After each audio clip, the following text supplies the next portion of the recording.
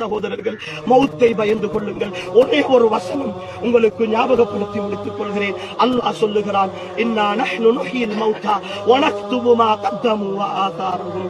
நாங்கள் தான் மரணித்தவர்களை எழுப்பச் செய்கிறோம், அவர்கள் செய்தவற்றையும் அவர்கள் விட்டு சென்றவற்றையும் நாங்கள் எழுதி வைப்போம் என்று அல்லாஹ் சொல்லுகிறார்.